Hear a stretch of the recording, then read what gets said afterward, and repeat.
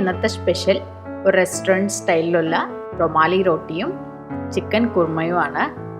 റൊമാലി റോട്ടി ഞങ്ങൾക്ക് വീട്ടിൽ തന്നെ ഒരു പഴയ കടായി ഉണ്ടെങ്കിൽ റെസ്റ്റോറൻറ്റ് സ്റ്റൈലിൽ തന്നെ സോഫ്റ്റായിട്ടും നല്ല ടേസ്റ്റി ആയിട്ടും ഉണ്ടാക്കാൻ പറ്റും. പിന്നെ ചിക്കൻ കുർമ ഒരു ഗ്രീൻ ചിക്കൻ കുർമാണിത്. ചിക്കൻ കുർമയും റൊമാലി റോട്ടിയും നല്ലൊരു കോമ്പിനേഷനാണ്.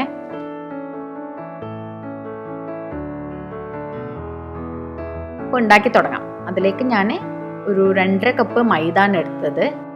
4 കപ്പ് മൈദ തന്നെ എടുക്കുക. ഞാൻ 1 കപ്പോളം ഗോതമ്പ് പൊടിയാണ് എടുത്തത്. എന്നിട്ട് ആവശ്യത്തിനുള്ള ഉപ്പും 1 സ്പൂൺ നെയ്യ്, എണ്ണയും എടുക്കുക. നെയ്യെണ്ണ നിർബന്ധമില്ല. അതിലേക്ക് 1 കപ്പ് പാലാണ് എടുത്തത്. അത് കുറച്ച് ഒഴിച്ചിട്ട് നമുക്ക് കൊഴിച്ചെടുക്കാം. 1 കപ്പിനേക്കാൾ കൂടുതൽ വേണ്ടി വരികയാണെങ്കിൽ ബാക്കി വെള്ളം എടുത്താൽ മതി. എല്ലാം പാലിൽ തന്നെ ചെയ്യണമെന്നില്ല. പാല് നിങ്ങൾക്ക് താല്പര്യം ഇല്ലാന്നുണ്ടെങ്കിൽ ഒരു ഇളം ചൂടുള്ള വെള്ളം യൂസ് ചെയ്താലും മതി. പാല് തണുത്ത നോർമൽ പാലാണ്.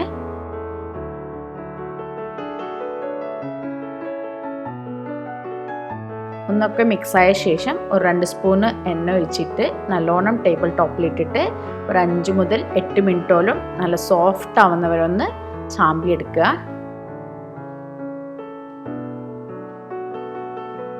ഞങ്ങളുടെ അടുത്ത് ഡൗ മേക്കറൊക്കെ ഉണ്ടെങ്കിൽ അതിൽ ചെയ്യുന്നതാവും നല്ലത്. നല്ല സോഫ്റ്റ് ആവുന്നവരെ ഒന്ന് ചാമ്പി എടുത്താൽ മതി.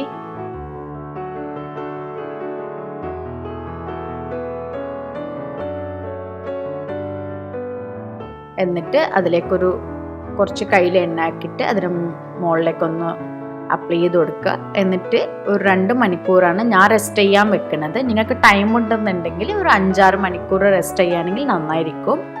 എന്നിട്ട് ചിക്കൻ കറി ഉണ്ടാക്കാൻ തുടങ്ങാം നമുക്ക്. അതിലേക്ക് കുറച്ച് കരിവേപ്പില ഇട്ടു. എന്നിട്ട് ഇഞ്ചി, വെളുത്തുള്ളി, പച്ചമുളക് ഒന്ന് ജസ്റ്റ് ഒന്ന് ക്രഷ് ചെയ്തെടുക്കുകയാണ് ഞാൻ. 1 കിലോ ചിക്കനാണ് എടുക്കുന്നത്. അതിനനുസരിച്ച് നിങ്ങൾക്ക് ഇഷ്ടമുള്ള പോലെ എടുക്കുക. നോൺ വെജ് ആകുമ്പോൾ ഇഞ്ചി വെളുത്തുള്ളി കുറച്ച് കൂടുതൽ എടുക്കുന്നതാവും നല്ലത്. അതൊന്ന് വഴറ്റിയെടുക്കുക. എന്നിട്ട് ഞാൻ വലിയ ഓണിയനാണ് എടുത്തത്. അതൊരു 2 ഓണിയനാണ്. ചെറുതാണെങ്കിൽ ഒരു 3 ഓണിയൻ എടുക്കണം. എന്നിട്ട് ഇത് നല്ലോണം സോട്ട് ചെയ്തെടുക്കണം. ഇത് നല്ല വേവണം. ആ നേരം കൊണ്ട് ഞാൻ അരപ്പുക്കുള്ള തേങ്ങ പെട്ടെന്ന് ചെറുക്കിയെടുക്കട്ടെ. ഇത് ഞാനൊന്ന് ബിസിയുള്ള ഡേ ആണ് ഉണ്ടാക്കിയത്. അപ്പോൾ അത് ഞാൻ എങ്ങനെയാണ് ബിസിയുള്ള ഡേയിൽ ഉണ്ടാക്കാമെന്ന് കാണിച്ചു തരികയാണ്.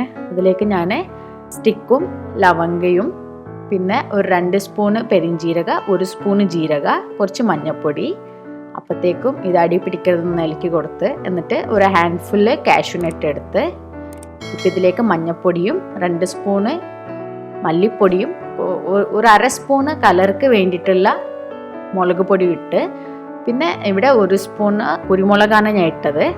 എന്നിട്ട് ഒരു 2 തക്കാളി ഇടണം. മസാലൻ്റെ ഒരു കുത്ത് കഴിഞ്ഞിട്ട് വേണം തക്കാളി ഇടാൻ. എന്നിട്ട് ഒരു 2 സ്പൂൺ വെള്ളം ഒഴിച്ചിട്ടൊന്ന് മൂടി വെക്കാനേരം കൊണ്ട് ഞങ്ങൾക്ക് മസാല ഒന്ന് അരച്ചെടുക്കുക. കുറച്ചൊന്ന് വെള്ളം ഒഴിച്ചിട്ട് നല്ല മഷി പോലെ അരച്ചെടുത്താൽ മതി.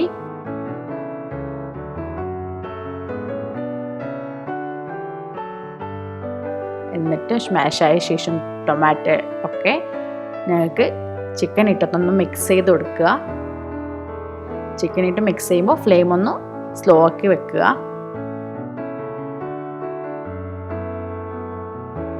എന്നിട്ട് ലിഡ് ഇട്ടിട്ട് ഒരു 5 മിനിറ്റ് വിടുക. അപ്പോൾ വെള്ളമൊക്കെ ഒന്ന് മുകളിൽ വരുമ്പോൾ അരച്ച് വെച്ച അരപ്പും കൂടി ഇട്ടിട്ട് ഒന്ന് നല്ലോണം മിക്സ് ചെയ്യുക. അരപ്പിലുള്ള വെള്ളമൊന്നും ഇപ്പോൾ ഒഴിച്ച് കൊടുക്കരുത്. ഇതൊന്ന് മിക്സ് ചെയ്ത ശേഷം മിക്സിക്ക് കുറച്ച് വെള്ളം ഒഴിച്ചിട്ട് അരപ്പൊക്കെ ഒന്ന് ഇതിൽ ഒഴിച്ചു കൊടുക്കുക.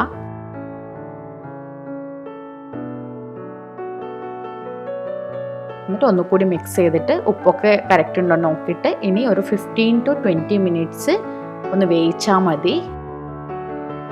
ഇടയ്ക്കൊന്ന് അടിക്ക് പിടിക്കണുണ്ടോന്ന് മാത്രം ചെക്ക് ചെയ്താൽ മതി. അത്രയേ ഉള്ളൂ. ഇന്ന് ഞാൻ ചിക്കൻ റെഡി ആയിട്ടുണ്ടോ നോക്കുകയാണ്. നമ്മൾ ചിക്കൻ ഇപ്പോൾ റെഡി ആയിട്ടുണ്ട്.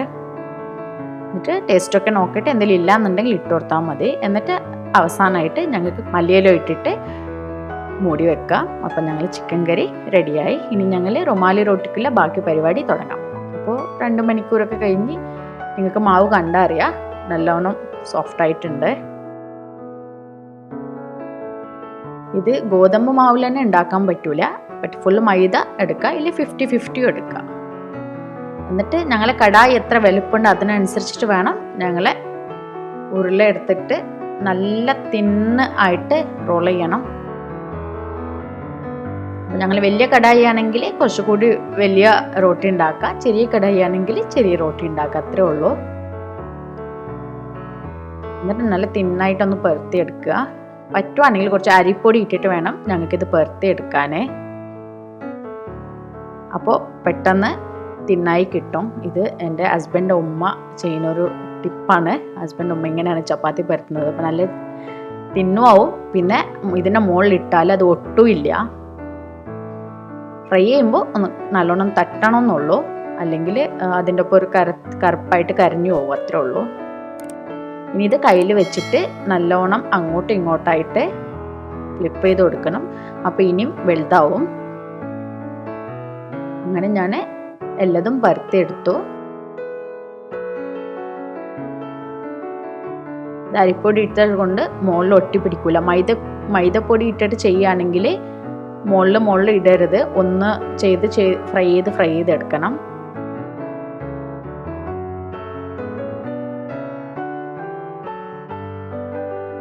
പിന്നെ ഇത് ഫ്രൈ ചെയ്യുമ്പോൾ പാൻ ഒരിക്കലും ഇൻഡക്ഷൻ കുക്കറിൽ വെക്കരുത്. ആ ഇൻഡക്ഷൻ കുക്കറിൽ ഓയിലുള്ള ചൂട് പോരാ, തീ തന്നെ വേണം. അത് ഞാനൊന്ന് ട്രൈ ചെയ്ത് ഫ്ലോപ്പ് ആയതാണ്. അപ്പോൾ ഇപ്പോൾ ഈ ഒരു കടായി ഞാൻ ഒന്ന് ചൂടാക്കിയിട്ട് കടായി ഇങ്ങനെ തിരിച്ചിടണം. എന്നിട്ട് വെള്ളത്തിലേക്ക് 2 സ്പൂൺ ഉപ്പിട്ട് മിക്സ് ചെയ്തിട്ട്, ഉപ്പ് വെള്ളമാണ് ഇങ്ങനെ സ്പ്രിങ്കിൾ ചെയ്ത് കൊടുക്കേണ്ടത്.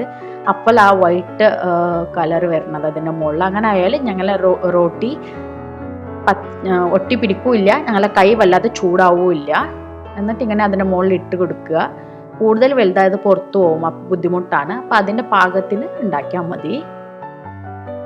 എന്നിട്ടതൊന്ന് ജസ്റ്റ് ഒന്ന് 1 മിനിറ്റ് കഴിയുമ്പോൾ ഇങ്ങനെ ബബിൾസ് വരാൻ തുടങ്ങും. അപ്പുറം ടിഷ്യൂ വെച്ചിട്ട് ജസ്റ്റ് ഒന്ന് പ്രസ് ചെയ്ത് കൊടുത്താൽ മതി. ആദ്യത്തെ റൊട്ടി ആകുമ്പോൾ പെട്ടെന്നൊന്ന് 1 മിനിറ്റൊക്കെ കഴിയും. രണ്ടാമത്തെ തകുമ്പോൾ പെട്ടെന്ന് തന്നെ ചൂടായി കിട്ടും. ഇത് നല്ല തിന്നായത് കൊണ്ട് കുറേ നേരമൊന്നും എടുക്കൂല, അപ്പം തന്നെ റെഡിയാവും. എന്നിട്ടൊന്ന് മരിച്ചിട്ടിട്ടും കൊടുക്കുക.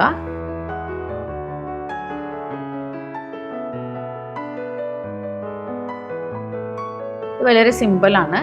ഉപ്പുവെല്ലാം